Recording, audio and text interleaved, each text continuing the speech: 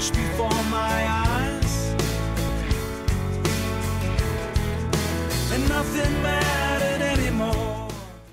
As a young child, I was quiet and distant with other kids. They made fun of me because I didn't wear the name brand clothes or the shoes. But I never worried about those fancy things. The most important thing in my life was getting home to my little brother. My dad was abusive, and I was his protector. Starting the 2nd grade, I took care of my little brother while my mother worked long hours to support our family. It hurt to see her work so hard while my father did nothing. As soon as I turned 16, I got a job to provide for my family financially. My mom didn't ask me to. I just knew it would help out. I worked at McDonald's for a long 2 years. I worked every day, all day, for $5.75 an hour. I cleaned after bratty little kids that would leave their dirty, grimy little handprints on their walls. Once I even thought there was poop on the wall. But thank God, it was just chocolate syrup. In high school, my typical day consisted of going to school, softball practice until 5, and then worked until midnight. The best feeling was giving my mom the paycheck every 2 weeks. I was able to put a down payment on a used car with my income tax refund.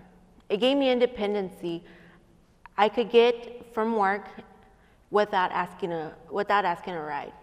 I started to feel less stuck in my little world.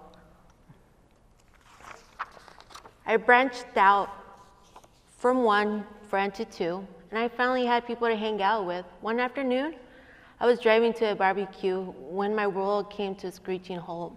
Some kind of animal crossed my path. I got spooked, jerked the wheel, and caught gravel. The car flipped.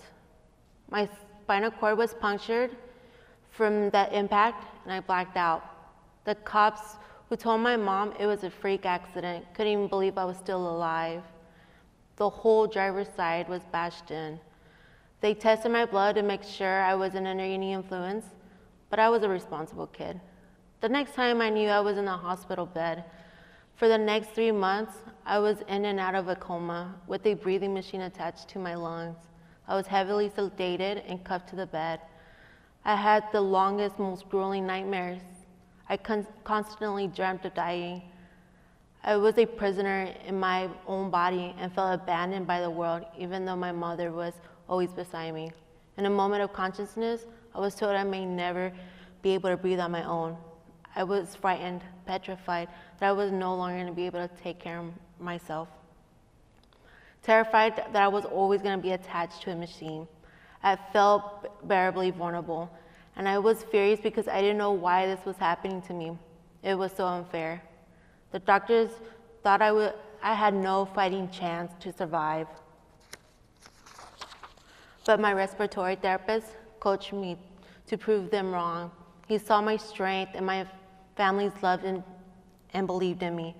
And sure enough, I started to wake up from a coma and slowly began to breathe on my own. I couldn't feel my legs, but I never questioned about it. I focused on the fact that I was still alive. I was lying in bed and the nurse came to look at my incision. She was taking my bandage off and I started to cry. My mom leaned over and asked if it hurt to take off the bandage. I told her I couldn't feel it come off. The nurse looked over and felt my pain. The truth was that I was no longer going to be able to feel anything below my chest. I became overwhelmed with emotions. I thought I was forever going to be stuck in a bed and would never feel the wind against my skin and the sun shining on me. I stared at a white ceiling thinking, who's going to take care of my family? What about my little brother? I moved into a rehab center where I spent 4 months learning how to live my life in a wheelchair. Rehab was a full-time job. They taught me how to put on my clothes, how to pick up things off the floor, and getting in and out of bed. Inch by inch, I got the point where I could do it easily. Gravity became my best friend. My upper body slowly became stronger, and they taught me new routines like checking my skin every day for sores or abrasions. Once I got home, life was so much harder. I didn't have a walk-in shower, so I had to learn how to get in and out of the bathtub. I laid in bed all day, every day. I felt helpless, useless, and worthless.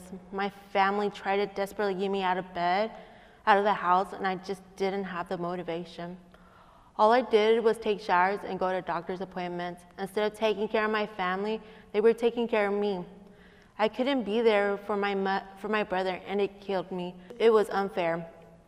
This depression was a slippery slope. It was controlling my life, and I had no idea how the hell I was gonna get out of it. Painkillers were not helping. They numbed my feelings until one day my mom gave me an ultimatum of my life. Monique, you can waste your life away in a nursing home, or you can get out of bed and start making something of your life. And you can only guess what I picked. I got off my pain meds, endured a week of hell. Withdrawals and anxiety took over the upper half of my body. My body was fiending, but I knew this was only for my own good. Time passed and things began to look up. I applied for school again, and with the help of a wonderful aunt who co-signed a loan, I bought a home for my family and me in Mesquite. It was the start of my new life. I applied at the University of Texas Arlington and started in graphic design, but it wasn't a perfect fit. The second semester of college, I was kind of forced to take a glassblowing class. I looked at my advisor and I was like, how in the hell am I gonna pass this class? Glassblowing is a physical process, a lot of walking back and forth from the workbench to the heating unit. And heat is kryptonite for most paras and quads. We can't feel how hot something is and can suffer a severe burn. My first day of class, we were given a tour of the studio. They opened the door to the furnace that holds the molten glass, and I'm not gonna lie, I felt like my eyebrows burned off. My heart raced as I tried to find some kind of bribe. If I do extra watching, can it count as extra credit? At the end of the tour, I was told to stay. Wide-eyed, I said okay. Justin and Neil and my instructors gathered around my wheelchair, and in a 2-second conversation, decided, yeah, you'll be blowing glass. No worries, we'll bid you some kind of bench. That changed my life. After that day, I couldn't stop going to the studio. Glass is a material that's fluid and has no judgment. When I work with glass, I feel normal, like I have no disability. The first 2 years of glass, at times I felt like a failure. But this was new, and maybe it's okay to fail. I told myself, I'm different, who knows? Maybe someday I can pave the way of the next disabled person that was told no, or be realistic. Life sucks sometimes, but it's what I make of it. I don't regret anything that has happened. I challenge myself every day to push outside my limits. It took a strong person like my mom to kick me in the ass and get me going. I thank her every day for the way she stood by me. By becoming an artist and generally a happy person, I want to show people that the only thing that classifies me as a disabled is my wheelchair. I'm an independent woman with the past behind me and a journey that is just beginning.